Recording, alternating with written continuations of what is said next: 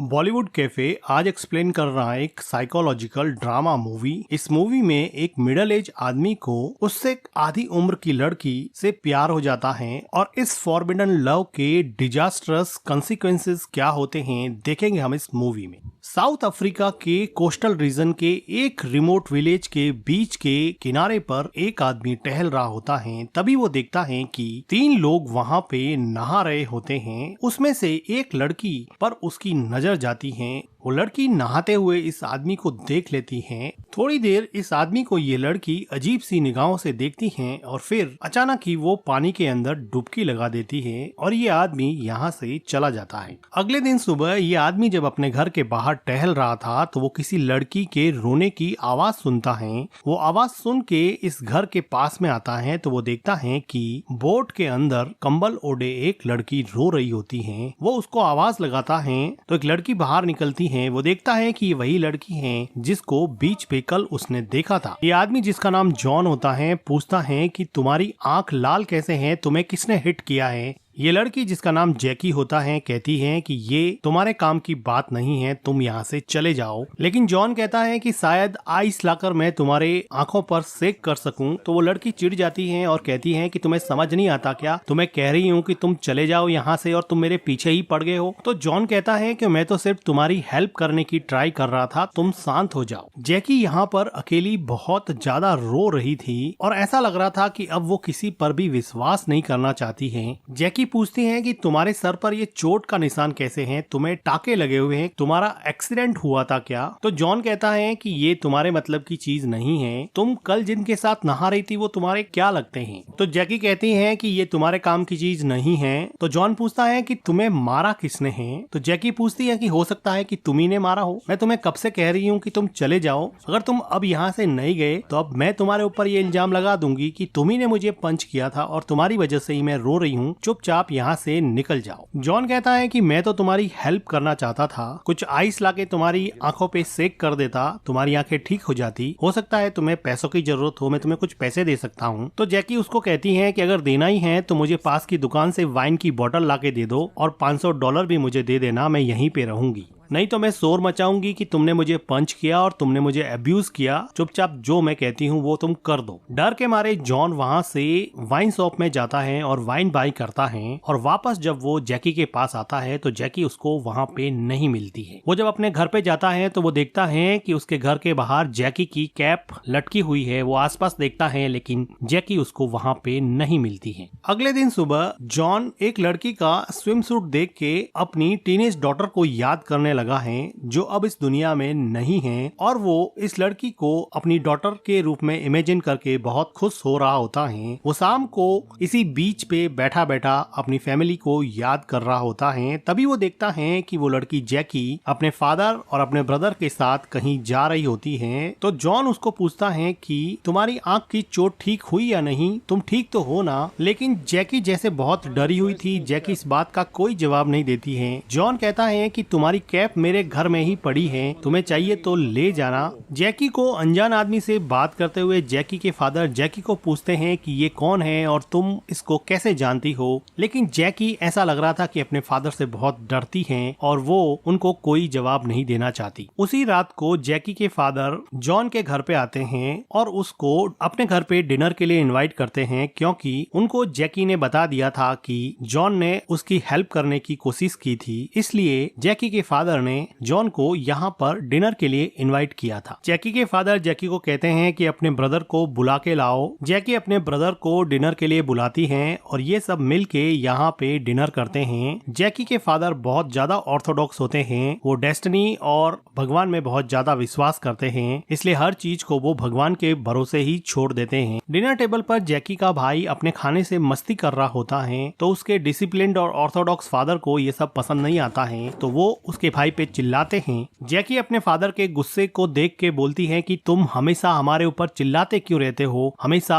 अपने बच्चों को डोमिनेट क्यों करते रहते हो। और वो जॉन को कहती है कि चलो मेरे साथ यहाँ से चलते हैं। वो कहती है कि चलो यहाँ से चलो, मुझे तुम्हारे घर से मेरी कैप लेनी है, उठो और चलो मेरे साथ जल्दी से। जॉन को कुछ समझ में नहीं आता कि वो क्या करे, लेकिन वो अब जैकी के साथ यहाँ से बाहर निकल जाता है। ये साउथ अफ्रीका की एक रिमोट जगह है जहाँ पर चारों तरफ जंगल है और बहुत ही कम पॉपुलेशन यहाँ पे रहती है। जैकी जॉन से सिगरेट मांगती है। जॉन कहता है कि क्या तुम्हारे डैड को ये बात पता है कि तुम स्मोक करती हो? तो वो कहती है कि भाड़ में जाए मेरे डैड, चुपचाप मुझे सिगरेट दो। ऐसा लग रहा था कि जैकी अपने फादर से बहुत ज्यादा परेशान थी, लेकिन जॉन कहता है कि तुम्हारे डैड काफी परेशान थे, तुम ऐसा क्यों करती हो? तो जैकी कहती है कि तुम जानते ही क्या हो, तुम हमारी फैमिली के बारे में कुछ नहीं जानते हो। तो जॉन कहता है कि तुम चाहो तो मुझसे शेयर कर सकती हो कि ऐसा तुम्हारे साथ क्या हुआ जिसकी वजह से तुम इतनी ज्यादा एग्रेसिव हो गई हो। जैकी अब थोड़ी सी शांत होती है और वो चाहती है कि वो अपना दुख किसी के साथ शेयर करे, तो उसको जॉन सही बंदा लगता है, तो वो उसके साथ उसका पेन शेयर करने के लिए तैयार हो जाती है। वो कहती है कि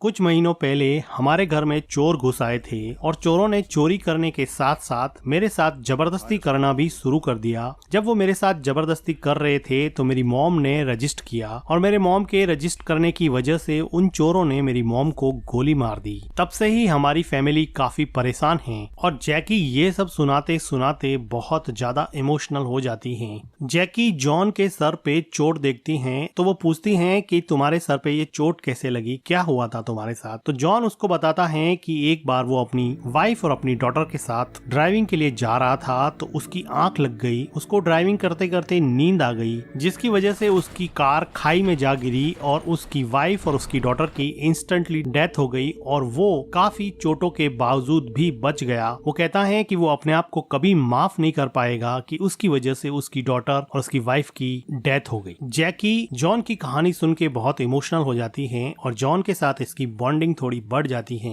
ये दोनों जॉन के घर पे आते हैं क्योंकि जैकी को यहाँ से जैकी की कैप लेनी थी। जॉन जैकी की कैप ढूंढने लग जाता है। जैकी अंदर वाले रूम में चली जाती है। बाहर जॉन को जैकी की कैप मिल जाती है, तो वो जैकी को कैप देने के लिए अंदर जाता है, तो देखता है कि जैकी वहाँ पे लेटी हुई है और वो ऐसा लग रहा था कि जॉन की तरफ काफी अट्रैक्ट हो गई है। तो जॉन कहता है कि ये लो तुम्हारी कैप मिल गई है। तो जैकी जॉन को पूछती है कि क्या तुम्हारी कोई गर्लफ्रेंड है? तो जॉन कहता है कि नहीं। तो जैकी कहती है कि अगर तुम्हारी कोई गर्लफ्रेंड नहीं है तो क्या मैं तुम्हारे साथ यहाँ पर आकर रह सकती हूँ? तो जॉन कहता है कि नहीं, बिल्कुल नहीं। जैकी इस आंसर से काफी डिसअपॉइंट हो जाती है, लेकिन जॉन रूम से बाहर चला जाता है। लेकिन वो जैसे ही पीछे मुड़ता है तो वो देखता है कि जैकी अपने सारे कपड़े उतार कर उसके सामने खड़ी हो गई है, क्योंकि जैकी अब उससे काफी ज्यादा अट्रैक्ट हो चुकी थी। लेकिन जॉन को जैकी को इस हालत में देख के बहुत बड़ा शॉक लगा और वो जैकी को एक कंबल देता है। जैकी इस बात से काफी डिसअपॉइंट हो जाती है। जैकी कहती है कि तुम मुझे हाथ इसलिए नहीं लगाना चाहते हो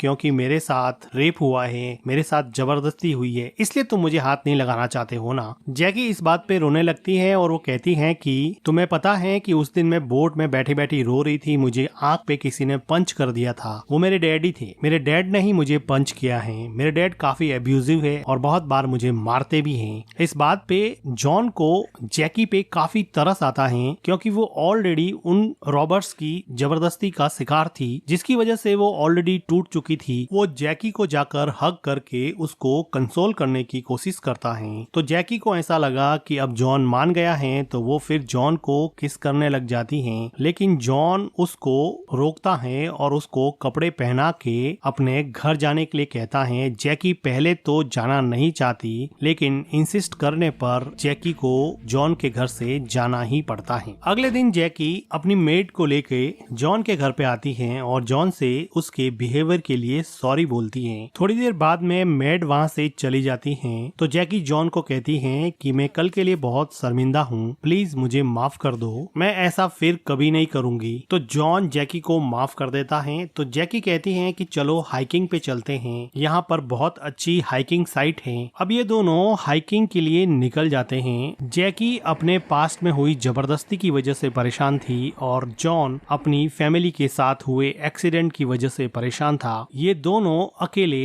मन ही मन बहुत दुखी थे। इनका दुख दर्द बांटने के लिए इनके पास कोई भी नहीं था। तो इस सुनसान से जंगल में इन दोनों को एक दूसरे का सहारा मिल गया। तभी वहाँ इसी रोड पर एक इस गांव का पुलिस वाला आता है और वो जैकी को पूछता है कि ये आदमी तुम्हारे साथ कैसे हैं, क्या तुम इसको जानती हो? तो जैकी कहती है कि हाँ मैं जानती हूँ, ये मेरे डैड का फ्रेंड है। तो वो पुलिस वाला थोड़ा कंफर्टेबल हो जाता है और कहता है कि ध्यान रखना। जॉन और जैकी दोनों हाइकिंग साइट पे जाते हैं। जॉन की एज जैकी की एज से डबल से भी ज्यादा थी, जो उसके हाइकिंग एक्सपीरियंस में क्लियरली विजिबल थी, लेकिन जॉन की फैमिली के एक्सीडेंट के बाद में उसको पहली बार जैकी में कुछ आशा की किरण दिखी। वो उसके साथ टाइम स्पेंड करने को एंजॉय करने लगा और उसको ऐसा लगा कि कई महीनों बाद में उसको कोई ऐसा मिला है जो उसके दिल की गहराई के दर्द को समझता है और उसके साथ वो ओपनली अपना दुख दर्द शेयर कर सकता है। ठीक ऐसा ही जैकी के लिए था। उसके साथ हुई जबरदस्ती और उसके एब्यूजिव फैमिली एनवायरनमेंट की वजह से वो अपना दुख दर्द किसी के साथ शेयर नहीं कर पाती थी, तो वो भी अपनी सारी बातें अब जॉन के साथ शेयर करने लगी और इन दोनों का प्यार अब धीरे धीरे परवान चढ़ने लगा। हाइकिंग साइट पे पिग हेड पे बैठे बैठे जैकी जॉन को बताती है कि जिस दिन मेरे साथ जबरदस्ती हुई उसके अगले दिन मेरे डैड ने मुझसे ये कहा कि अगर तुमने स्कर्ट नहीं पहना होता तो शायद वो रॉबर्ट्स चोरी करके चले जाते, तुम्हारे साथ जबरदस्ती नहीं करते और ना ही वो तुम्हारी मॉम पर गोली चलाते। जैकी कहती है कि मेरे फादर बहुत ही कंजर्वेटिव और ऑर्थोडॉक्स टाइप के हैं, वो वेस्टर्न कल्चर को बिल्कुल भी सपोर्ट नहीं करते हैं, जबकि मैं एक ओपन माइंडेड और प्रोग्रेसिव माइंड की लड़की हूँ जो जिंदगी में आगे बढ़ना चाहती है। मैं भी शहर जाके कुछ करना चाहती हूँ, क्या तुम मुझे अपने साथ शहर ले चलोगे क्या? और जैकी काफी इमोशनल हो जाती हैं, तो जॉन उसको यहाँ पे कंसोल करता है। अब जैकी यहाँ पे जॉन के साथ थोड़ा रोमांस करने लग जाती हैं, तो जॉन कहता है कि हमें यहाँ से चलना चाहिए और ये दोनों मिलके वापस अपने घर की तरफ निकल जाते हैं। साउथ अफ्रीका के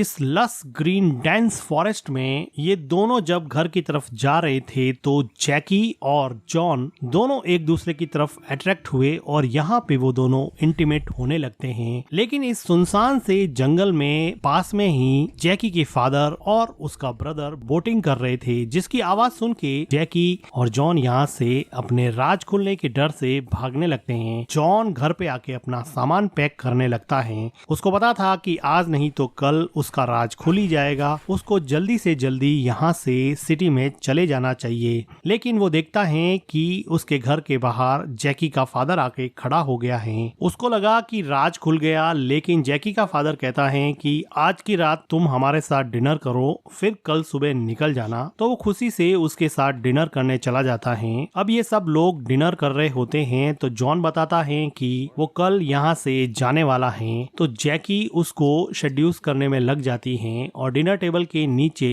पैर से जॉन के पैर को टच करती हैं और उसको अपनी तरफ अट्रैक्ट करके यहाँ से नहीं जाने के लिए मजबूर करने लगती हैं। लेकिन जॉन कहता है कि मैं तो कल पोर्ट एलिजाबेथ से डरबन के लिए निकल जाऊंगा।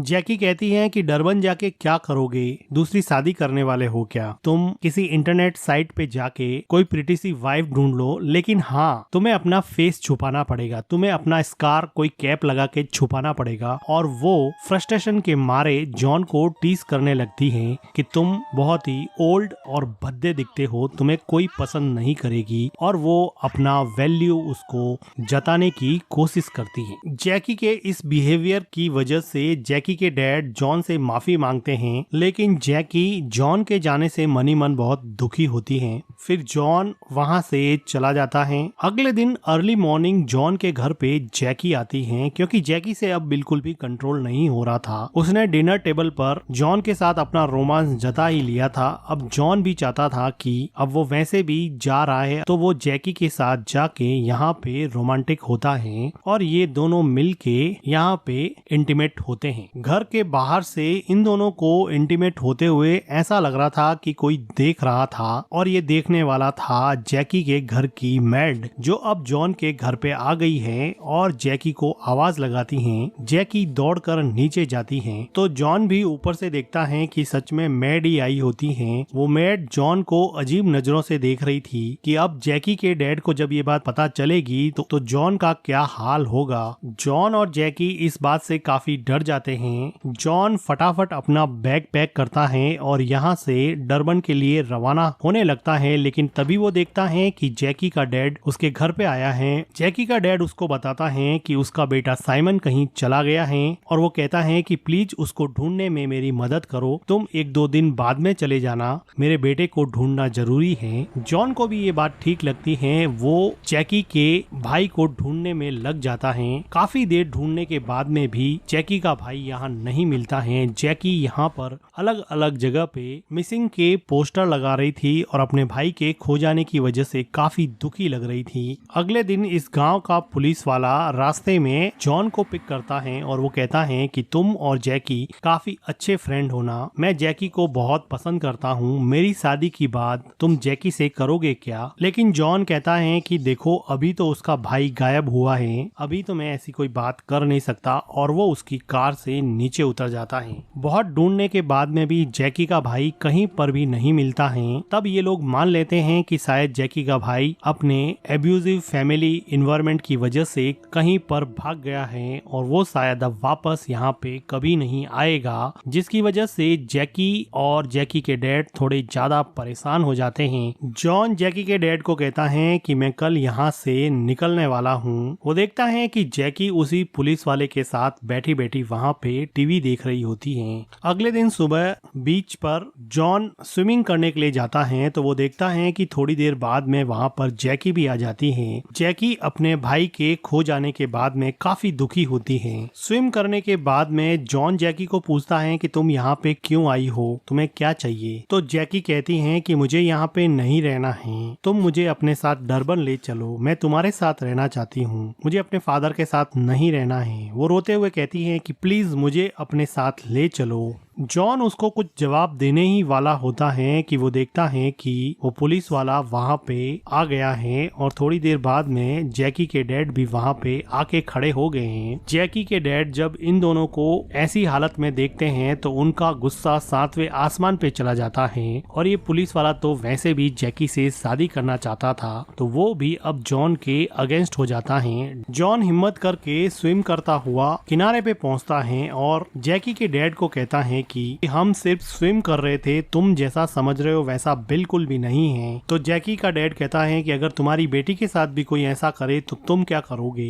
तो जॉन कहता है कि ऐसा कुछ नहीं है, मुझे कपड़े लेने दो। इस बात पे पुलिस वाला गन निकाल देता है और जैकी का डैड एक डंडा उठाता है और डंडे से जॉन के मुंह पे अटैक कर देता है, जिसकी वजह से जॉन को काफी चोट लगती है और अब जॉन जंगल के रास्ते अपने घर की तरफ भागने लगता है। भागते भागते वो घर पहुँचता है। वो देखता है कि उसका गेट खुला हुआ है और सामने एक बबून बैठा हुआ है। तभी जैकी के डैड आ जाते हैं और जॉन और जैकी के डैड में काफी फाइट होती है और ये दोनों एक दूसरे को लड़ते लड़ते लहूलुहान कर देते हैं। तभी जैकी के डैड पे बबून अटैक कर देता है और बबून के इस अटैक की वजह से जैकी के डैड को हेड और नेक में सीरियस इंजरीज होती हैं। जॉन को पता था कि ये बबून बहुत वायलेंट हो सकते हैं, इसलिए वो अब बबून को मारना ही बेहतर समझता है। वो एक स्टिक उठाता है और बबून को मार डालता है। तभी वहाँ पे जैकी और वो पुलिस वाला आता है और यहाँ पे ये हालात देख के जैकी बहुत घबरा जाती है। जैकी जॉन की हालत देख के भी सहम जाती है। वो पुलिस वाला जैकी के घायल डैड को बाहर लेके जाता है। जैकी भी घर से बाहर जाती है और जॉन भी उनके पीछे पीछे उनकी हेल्प करने के लिए जाता है। ये दोनों मिल के जैकी के डैड को हॉस्पिटल ले जाने के लिए पुलिस की वैन में बिठाते हैं और पुलिस वाला जॉन के सर पे गन रख के कहता है कि अगर तुम एक दिन भी यहाँ और रुके तो मैं तुम्हें खुद गोली मार दूंगा, चुपचाप कल सुबह यहाँ से निकल जाना। जैकी ये सब देखती ही रहती है। उसको समझ नहीं आ रहा कि वो क्या करे, कि वो किस तरफ जाए। एक तरफ उसके घायल डैड हॉस्पिटल जाने के लिए तैयार हैं, तो दूसरी तरफ उसका लवर जॉन कल सुबह ही डरबन के लिए हमेशा हमेशा के लिए निकल जाएगा।